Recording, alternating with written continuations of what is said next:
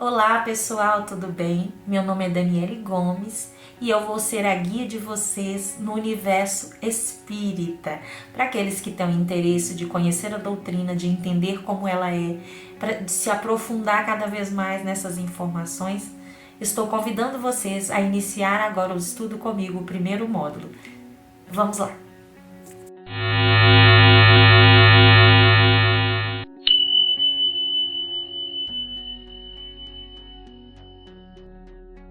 Bem, a primeira pergunta que é feita é: de onde veio essa doutrina?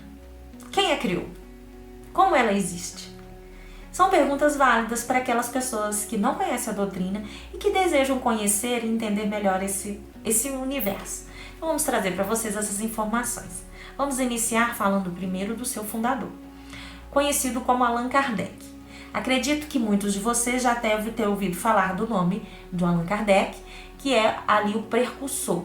O que é? Ele que criou a doutrina espírita, ele que trouxe, também chamado de codificador. E nós vamos entender também por que esta fala codificador. O que seria isso?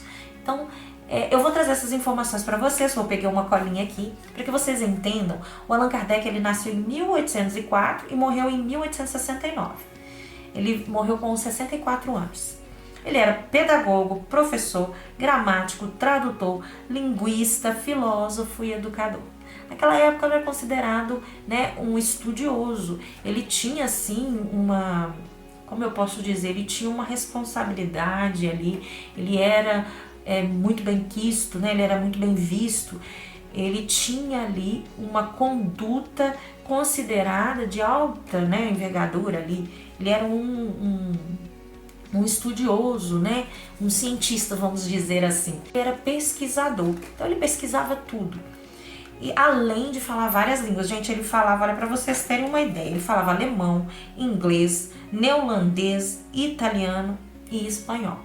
Então, para que a gente consiga entender como que essa doutrina surgiu, a gente precisa conhecer quem trouxe essa doutrina. Então, na verdade, o nome Allan Kardec é um pseudônimo utilizado, pelo nosso amigo. Vamos descobrir o nome dele. Deixa eu pegar a colinha aqui, viu, gente? Que a minha memória não é muito boa, mas vamos lá. Hippolyte Léon Denisard Rivail. Esse era o nome verdadeiro de Allan Kardec, um pedagogo francês, pesquisador e aquilo tudo que eu falei. Olha, ele é pedagogo, professor, gramático, tradutor, linguista, filósofo e educador. E agora, a gente ainda pode acrescentar aí codificador da doutrina espírita. O que ele fez? Na realidade, ele ouviu falar de alguns fenômenos que aconteciam. Era muito comum na Europa uns fenômenos que aconteciam paranormais. Existiam muitas pessoas que pesquisavam, tinham ali os estudiosos que pesquisavam sobre esse universo de paranormalidade.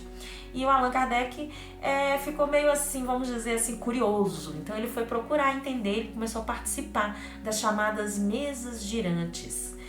As mesas girantes seriam, vamos dizer assim, manifestações físicas paranormais, ou a gente poderia dizer aí a manifestação dos espíritos. Então, iniciou-se aí essa pesquisa e o estudo. Allan Kardec resolveu estudar e compreender, foi através dessas reuniões que aconteciam, que eram muito populares na Europa. Então, às vezes as pessoas se sentavam nas mesas e faziam, faziam perguntas do dia a dia, da vida delas, até de coisas fúteis mesmo, para os espíritos, para os seres sobrenaturais e místicos.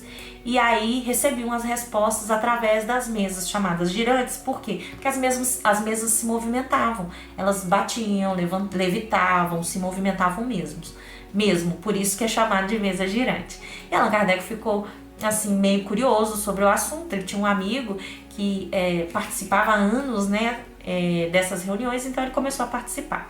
Só que ele começou a participar olhando numa ótica científica. Ele foi para pesquisar, para entender, para desmascarar, para vocês terem ideia. Ele não foi nem para poder, ele não acreditava. Ele foi assim: eu vou lá, vou mostrar para eles que aquilo dali é tudo mentira, alguém tá inventando e isso não é real.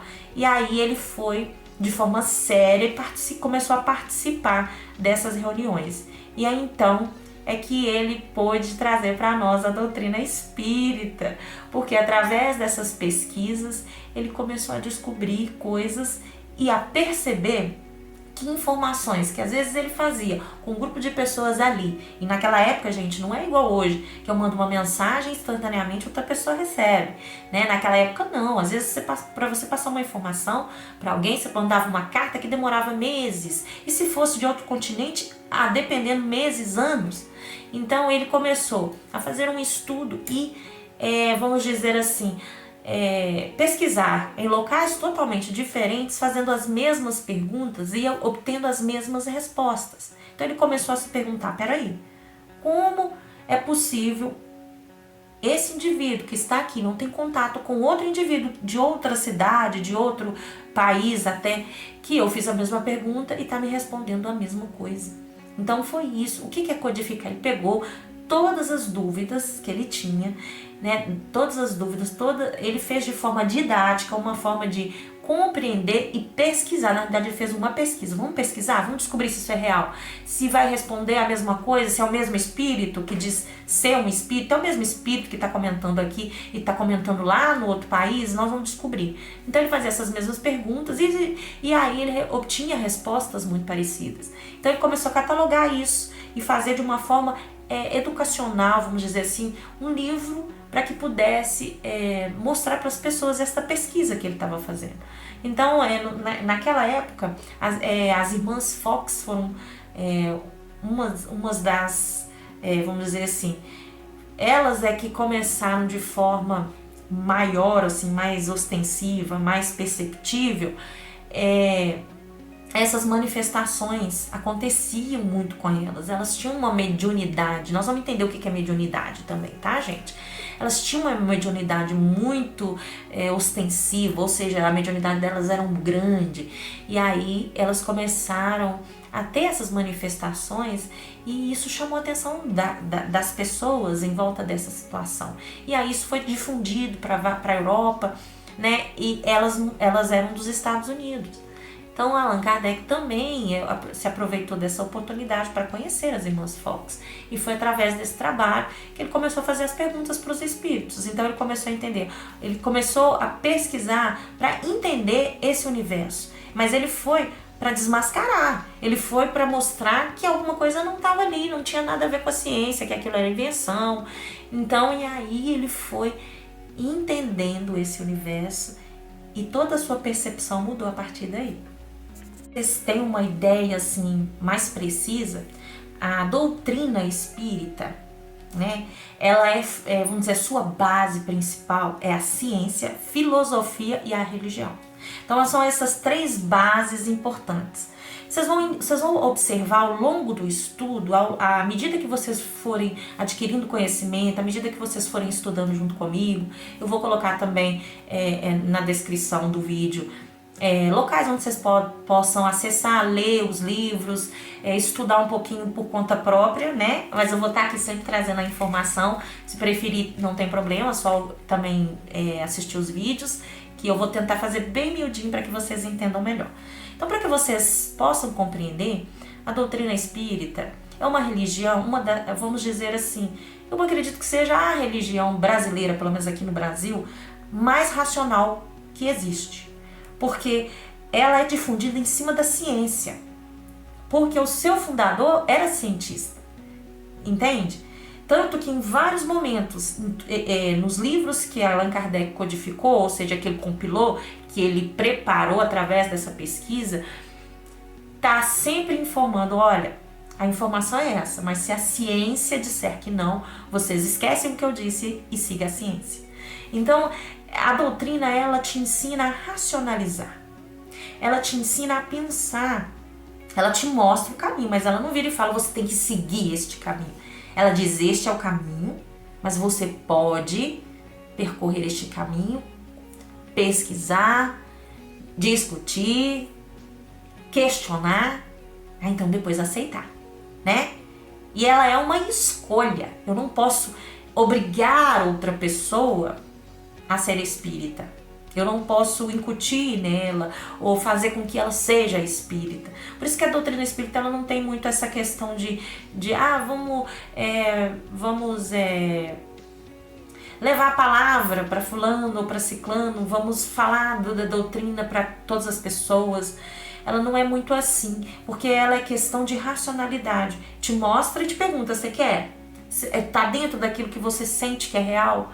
Né? Tudo dentro da racionalidade e da questão das perguntas. Porque o Allan Kardec, ele foi isso. Ele quis questionar, ele pesquisou, ele foi atrás, ele quis entender. Então a doutrina espírita, ela é muito racional, ela é muito ciência. E filosofia também. O que é filosofia? É o questionamento, né? Filosofia é o amante da sabedoria, né? O significado é esse da palavra. Então, assim, aquele que quer entender, saber o porquê. Então, a doutrina espírita, ela vai estar o tempo todo fazendo com que você questione, inclusive a própria doutrina. E isso é muito maravilhoso.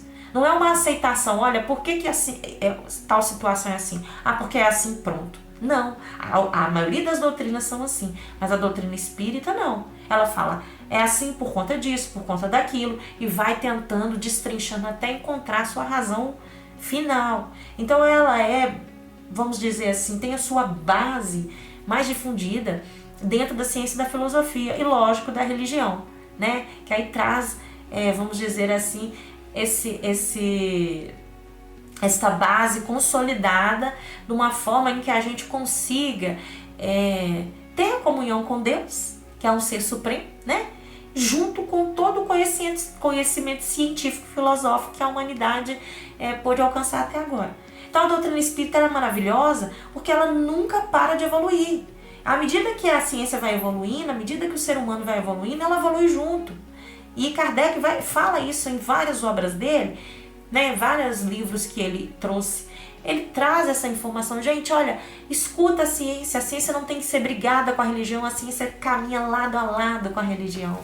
Então, ao longo da história, nós temos aí, principalmente o catolicismo, ele sofreu muito com relação a isso, porque o catolicismo ele era contra a ciência. Então, o catolicismo ele tinha uma coisa mística e não aceitava a ciência não aceitava, né, o catolicismo, lá atrás. Né? Hoje em dia, muitas pessoas às vezes deixam as suas religiões, elas deixam de acreditar na sua religião por conta disso, porque a ciência mostra que é uma coisa e a religião estava mostrando que era outra.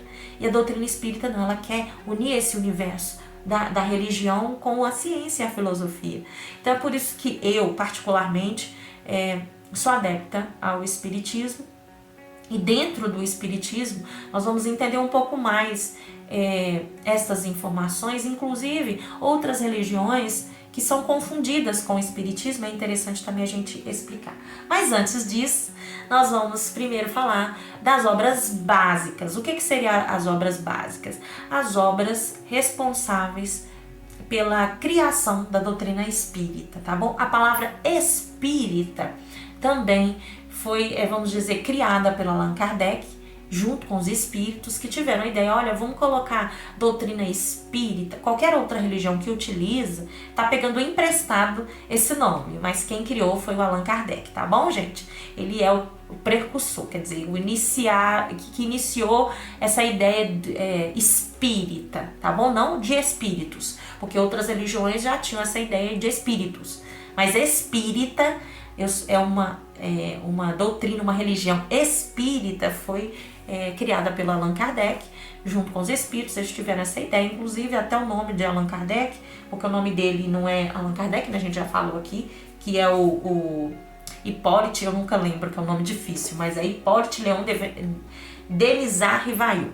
Esse é o nome real dele, né? E aí, em uma conversa com um dos espíritos, numa psicografia, foi informado que ele havia tido uma reencarnação com esse espírito druida, e aí que esse nome, Allan Kardec, era o nome dele naquela época. Então ele pegou esse nome para poder estar divulgando a doutrina, escolheu esse nome, um pseudônimo, para que ele pudesse trabalhar essa doutrina também sem ser atacado, porque quando essa informação chegou, muitas pessoas, principalmente o catolicismo naquela época, não aceitava, porque acreditava-se que os espíritos eram demônios. E isso também nós vamos entender. Mas não vamos correr com a carruagem, não. Não vamos correr a carruagem na frente dos bois, não.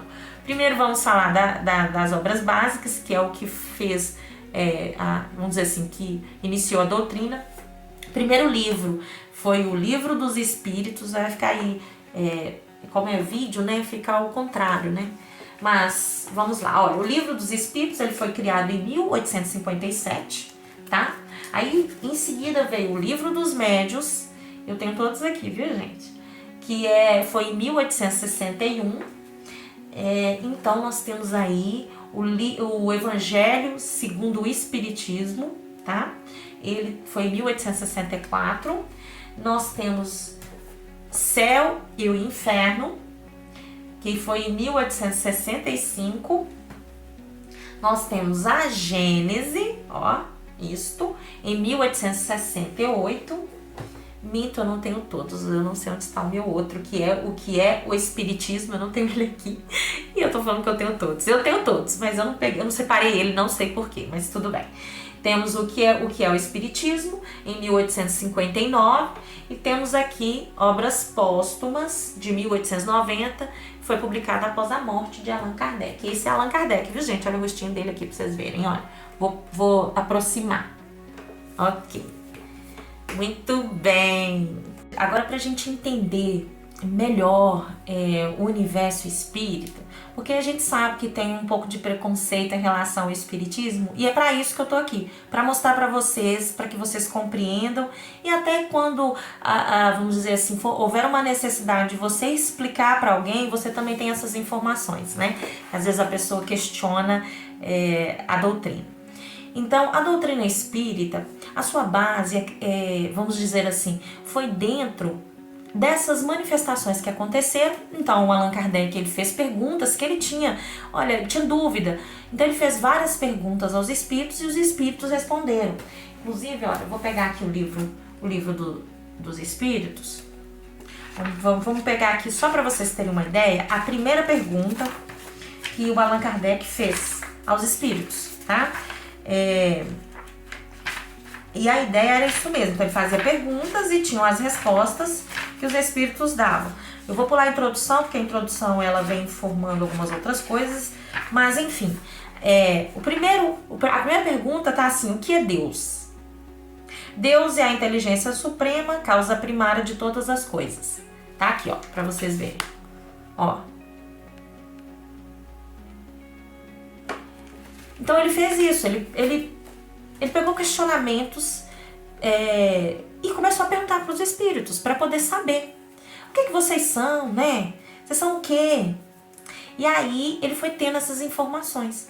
E dentro dessas perguntas ele conseguiu identificar o seguinte, que nós temos um corpo físico, uma alma, ou chamado espírito, e um material chamado de perispírito, mas lá pra frente a gente vai explicar direitinho, pontinho por pontinho, para vocês entenderem melhor, que seria, vamos dizer assim, o espírito é uma luz. O perispírito é que dá um contorno para essa luz. E o corpo físico é esse corpo que nós temos. Então ele começou a identificar isso. Então nós somos divididos em 3 partes, entre aspas. Então nós somos espírito, perispírito e o corpo físico. Quando a gente morre, a gente perde o corpo físico e fica só o espírito e o perispírito, que é vamos dizer assim, o fantasma que as pessoas veem. Vamos dizer isso, só para vocês entenderem melhor. Então começou a observar, esse espírito que está comunicando é um ser iluminado, uma luz, um ser criado por Deus, revertido por uma matéria chamada perispírito, como se fosse uma pele do espírito, vamos dizer assim. Então eu perco esse corpo físico e fico só o espírito e o perispírito. E quando me respondem, é esse espírito que responde. Mas não é um ser místico, ou um demônio, ou um gênio, ou um anjo. Não, são pessoas comuns, como eu, você. Ele observou, peraí, então você é fulano, filho de ciclano, que perdeu o corpo físico e o seu espírito está aqui, é isto? E os espíritos respondiam, sim, é isto. Então faziam perguntas, às vezes íntimas, que só a família sabia. Aquele espírito falava, eu sou filha de tal pessoa, e aconteceu isso, isso, isso. Às vezes informação que somente a pessoa tinha, e o espírito tinha essa informação, porque era o espírito daquele indivíduo que morreu. Então foi assim que ele começou a identificar, peraí, então existe uma vida após a morte. Nós temos um corpo, fomos criados por Deus, A nossa essência foi criada por Deus, né? O pai e a mãe da gente fez o nosso corpinho, mas a nossa essência foi criada por Deus. E quando eu morro, não acaba? Não. Há uma vida após essa morte. O catolicismo já tinha essa ideia, né? Da vida após a morte, no sentido de morrer e o seu espírito ir de encontro a Deus, ou ao inferno, né? Aí depende das suas ações. Essa era a ideia catolicista, né? Agora, o espiritismo não. Começou a ter uma ideia o seguinte, olha, eu morri, meu corpo físico morreu e eu continuo vivo. Meu espírito continua vivo. E o que acontece com esse espírito? E aí é que vem todas essas perguntas, porque quando ele percebeu, olha, então o espírito continua, eu quero saber mais. Para onde ele vai? O que acontece com esse espírito? Como você chegou aí? E daí, o que vai acontecer depois que você morre? Então, todas essas perguntas permeavam a mente de Kardec e ele começou a fazer perguntas. E aí ele percebeu o seguinte, ele descobriu o seguinte, nós somos divididos em 3 partes, como eu disse, espírito, que é uma luz, perispírito, que dá uma forma para essa luz, e o corpo físico, que é o que a gente tem aqui hoje. O meu corpinho é esse, o seu é o seu. E aí, quando a gente morre somente o corpo físico. Esse corpo aqui, que vocês estão vendo, esse rosto da Daniele aqui, ele morreu, a terra comeu, e o espírito e o perispírito continuam. E aí ele observou, e depois o que acontece com esse espírito? Ele fica só vagando? Ou ele vai para o céu? Ou ele vai para o inferno? O que acontece com esse espírito? E aí ele descobriu, através dessas perguntas, que existia a reencarnação. O que seria a reencarnação? É uma oportunidade de viver novamente aqui na Terra. Então, seria o espírito e o perispírito que ganhariam um novo corpo. Esse novo corpo criado como? Natural, conforme a natureza, né? Através de uma mulher e de um homem, tem a concepção ali e nasce o bebezinho e o espírito é, vamos dizer, colocado dentro daquele corpinho, ligado àquele corpinho, vamos dizer assim. Isso também nós vamos explicar tintim por tintim, mas esse daí é mais avançado, mais pra frente, tá bom? Mas só pra vocês terem uma ideia, e aí aquele indivíduo, ele trazia, não memórias, porque essas memórias eram apagadas, ele começou a observar isso, porque ele fez essas perguntas. Por que o indivíduo não vem com essa memória? Não, essas memórias são apagadas para que ele possa iniciar de novo. Vamos dizer, eu tenho vícios, eu tenho dificuldades e aí eu perco meu corpo e eu quero novamente voltar para a Terra para aprender. Se eu trouxer essas memórias, eu não vou aprender, eu vou continuar repetindo meus erros. Então a ideia de apagar essa memória é para que eu comece do zero, para que eu comece de novo, para que eu tenha uma nova oportunidade.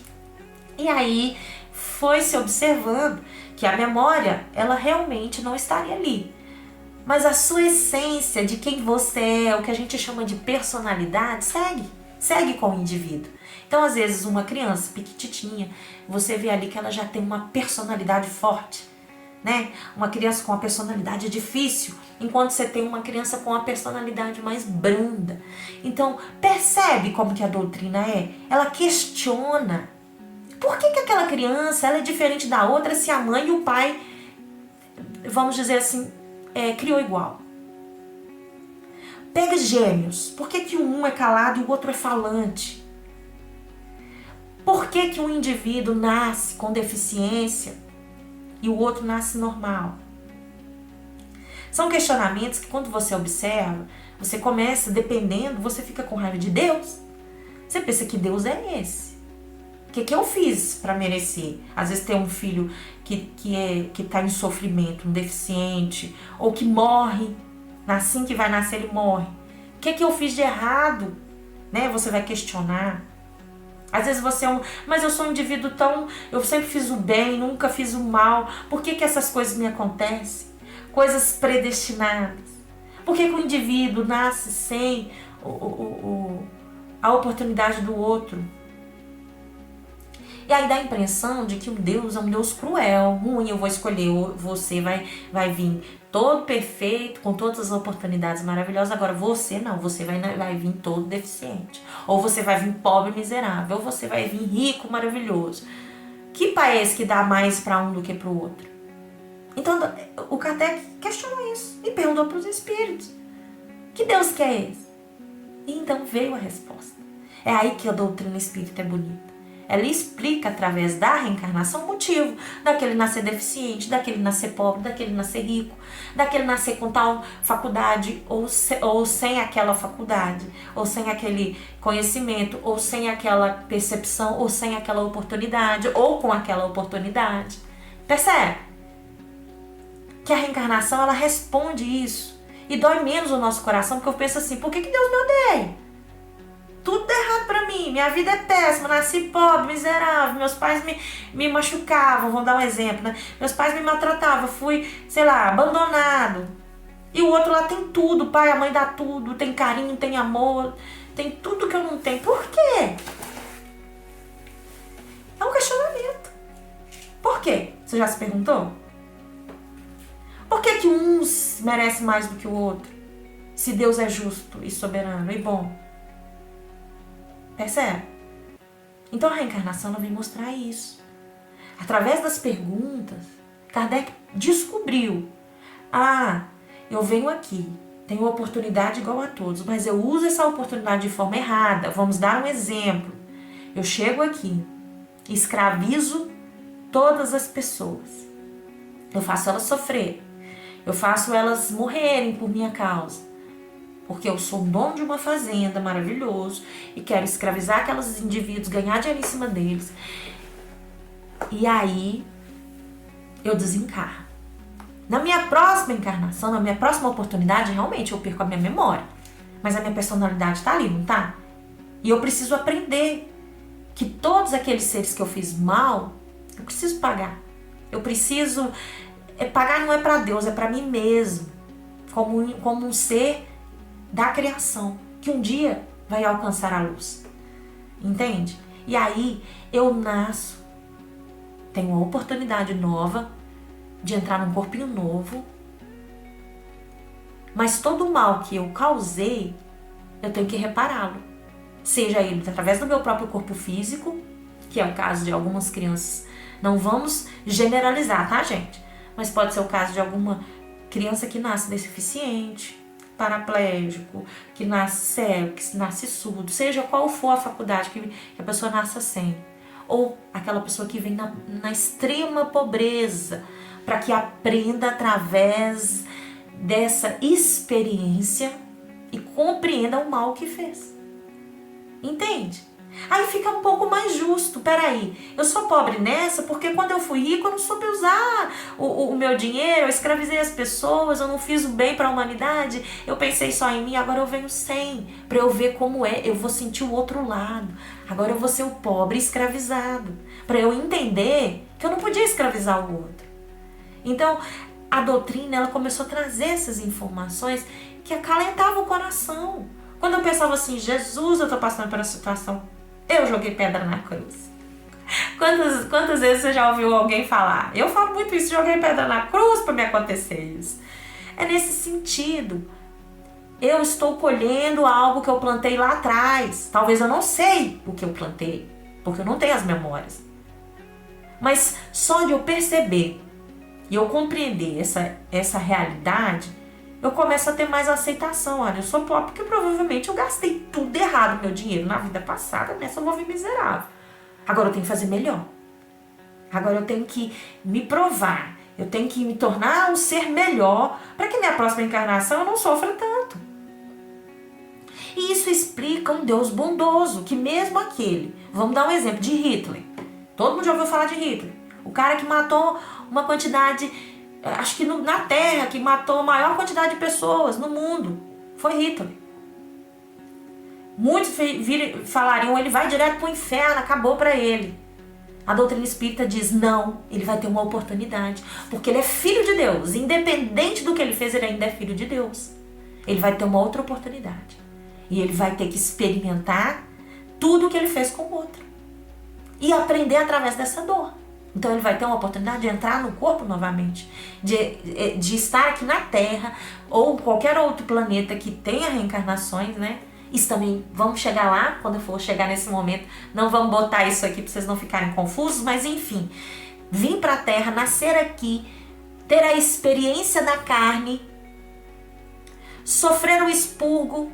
Muitas pessoas têm medo do inferno, o inferno é aqui, a Terra é o inferno, Porque aqui é a escola de aprendizagem. É aqui que eu sofro, é aqui que eu aprendo, é aqui que me colocam à prova. Entende? As pessoas têm medo do inferno, não entendem que aqui é o inferno. Então, para um ser como Hitler ter a oportunidade de apagar suas memórias e vivenciar o que ele fez com os outros indivíduos, é forma de crescimento, é bondade do Pai, que vai falar, olha, você não conseguiu, eu vou te dar uma segunda chance. Você não conseguiu na segunda chance, eu te dou a terceira. Mesmo assim, eu te dou a quarta. Eu te dou infinitas chances. Porque você é meu filho. Você, hoje, como ser humano, sendo pai ou mãe, vamos dizer assim, mesmo que você não seja um pai ou mãe, mas um dia vai ser, ou tem esse desejo, ou é filho de alguém, você acha mesmo que um pai ou uma mãe vai querer abrir mão? Vão dizer assim, olha, eu não quero esse filho mais, acabou, esse filho não existe pra mim, porque ele fez alguma coisa de errado. Quantas penitenciárias tem as mães lá na fila, tomando sol, chorando, um filho que é um assassino, que é um bandido, que ele fez um monte de coisa errada, mas ela tá lá. Ela vai até lá, ela vai visitá-lo, ela vai levar comida, porque o amor dela com seu filho é enorme. Nós, que somos seres incompletos, que não somos luz ainda, que não temos a capacidade de Deus, nós pensamos nos nossos filhos que fizeram coisa errada, damos ele a segunda chance. Você acha mesmo que Deus não vai dar a segunda chance pra gente? Inclusive por um ser como Hitler? Entende como a doutrina espírita explica de forma tão clara e nos traz uma informação tão precisa, que é através da racionalidade. Você vai raciocinar. Raciocina você, isso não faz sentido.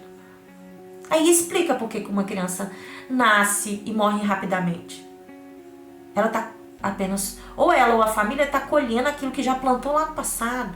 Ou às vezes o indivíduo precisa viver só aquele tempo e retornar ao plano astral. Entende? O plano astral, gente, vamos dizer que seja o local, é o estado em que estamos, vamos dizer, a dimensão em que se encontram os seres que perdem o corpo físico. É o chamado de plano astral. Ou céu, ou inferno. Porque o céu e o inferno, inclusive tem até um livro aqui, se vocês quiserem ler depois, é interessante. O céu e o inferno está dentro da gente, as nossas emoções. Eu posso estar em sofrimento profundo e estar no inferno dentro da terra, encarnado. Como desencarnado, eu posso também estar em sofrimento. Ou eu vou estar no céu, encarnada. Ou depois, quando eu perco meu corpo físico, lá eu estou tão bem comigo mesmo que eu estou no céu.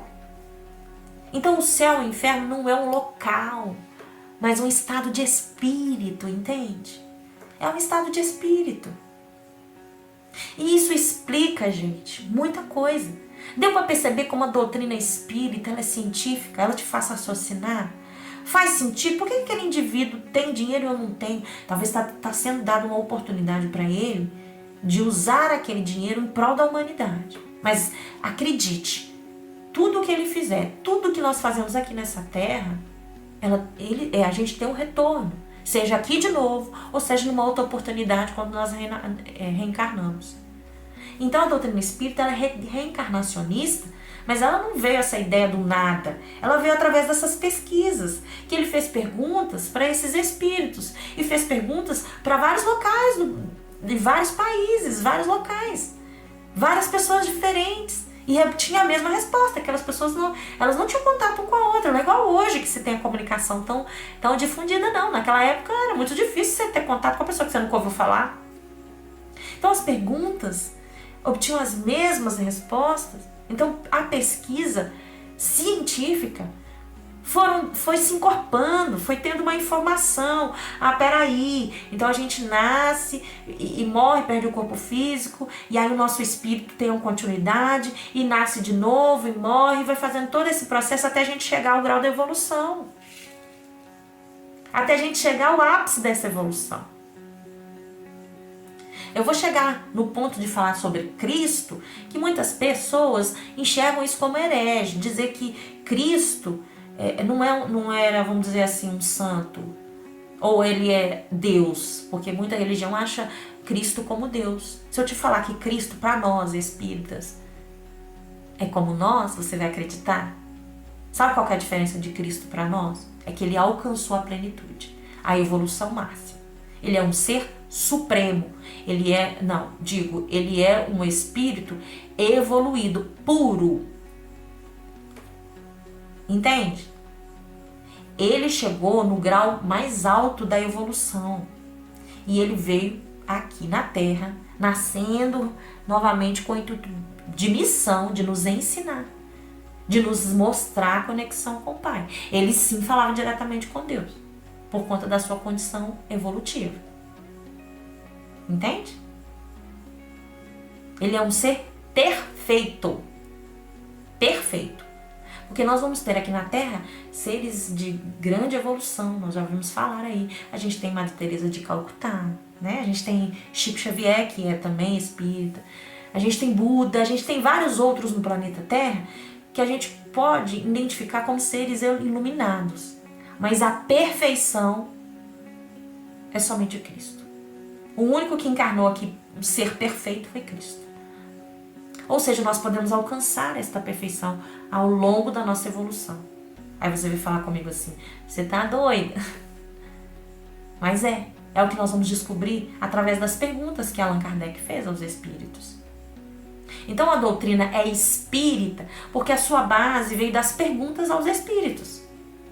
Então, olha que interessante, gente, você compreender que aquele ser que você considera sobrenatural, ou às vezes um ser demoníaco, que você fala é um demônio, na realidade é um ser como eu e você, que não tem corpo físico e que através da personalidade vai apresentar para você de forma angelical ou de forma demoníaca. Como aqui na Terra, nós não temos bandido? Nós não temos assassino? Nós não temos pessoas cruéis? Eu só perco o corpo, minha personalidade me segue, não é? Aquilo que eu sou, a minha essência me segue. Então quando eu sou espírito, eu vou ser cruel. Se eu sou cruel, eu vou continuar sendo cruel. Se eu sou mal, eu vou continuar sendo mal. E aí tem-se a ideia de um demônio extra. A doutrina te mostra isso, através dessas mesmas perguntas. Através dessa interação com os espíritos. Não é à toa, não veio do nada essa ideia de comunicar com os espíritos, né? Inclusive, foi preparado, depois essas informações chegaram, foram preparada uma equipe específica para mostrar para Kardec todas essas informações, seres de alto grau evolutivo, para poder trazer toda essa informação e criar essa doutrina. Você acha que a doutrina, para nós a doutrina espírita, ela vai ser a doutrina do futuro? Todo mundo vai ser espírita? Não. Sabe o que a doutrina é? A doutrina espírita hoje e no futuro ela vai continuar sendo uma ferramenta. Ferramenta de aprendizagem. Porque a gente não vai ter religião, a gente vai viver plenamente com Deus. Então não vai haver necessidade de ter uma religiosidade. Vai ter a necessidade de comunhão com o Pai só. Então as religiões vão se unificar. Elas não vão mais brigar entre si. Porque as religiões, elas são muito dogmas. Senta, levanta, bota a mão assim, fala a palavra assado. Entende? E a doutrina espírita, ela é só um mecanismo. Ela jamais, dentro dos livros, quando você tiver a oportunidade de ler, ela vai falar, olha, a doutrina espírita, ele pergunta, a doutrina espírita vai ser a religião, que tem que ser a religião principal do planeta Terra? Ela vai falar, não. Ela é a ferramenta para abrir a mente. Um pontapé inicial para que a gente possa usar a nossa razão para evoluir cada vez mais. Olha que interessante. Não sai daí não, que a gente vai ter mais no próximo módulo. Um beijo para você e até a próxima.